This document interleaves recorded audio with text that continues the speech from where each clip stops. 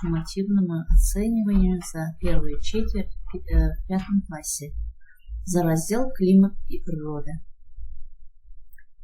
Цель обучения – понимать основное содержание произведений фольклора и литературы. Участвовать в диалоге, правильно понимая реплики и предоставляя обратную связь. Слушание. Прослушайте один раз текст и ознакомьтесь с вопросами. Прослушайте текст во второй раз и укажите правильный вариант ответа. Из всех времен года мне нравится зима.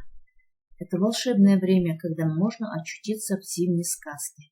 К сожалению, зима в моем регионе не балует нас большим количеством снега. Иногда она выглядит как холодная осень или ранняя весна. Но в зимние дни она дарит нам всю свою красоту. Красивые снежинки летают в воздухе, тихонько ложась на улицы, людей и природу. Зимой дети не сидят сложа руки, весело играют в снежки, катаются на лыжах и коньках, лепят снеговика. Многие считают, что зима приносит лютый мороз. Я думаю, что мороз помогает нам быть более активными и выносливыми. А еще зимнее время приносит самый волшебный праздник Новый год. Мои друзья – фанаты сноуборда. Они ждут это время года с нетерпением. Ничто не может заставить меня разлюбить зиму. Ни холодная погода, ни снегопады. Я обожаю этот дар природы. Первый вопрос. О чем говорится в тексте? Об особенностях природы, о любимом времени года, о увлечениях детишек.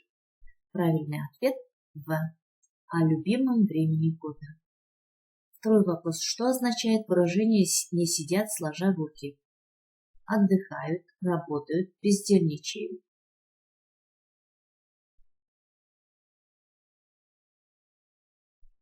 Не сидят сложа руки, значит работают. Укажите синоним к слову фанаты. Любители, противники, участники. Правильный ответ – любители. Четвертый вопрос. Зима в моем регионе не балует нас большим количеством снега. Эта информация не соответствует тексту, отсутствует в тексте, соответствует тексту. Правильный ответ – соответствует тексту.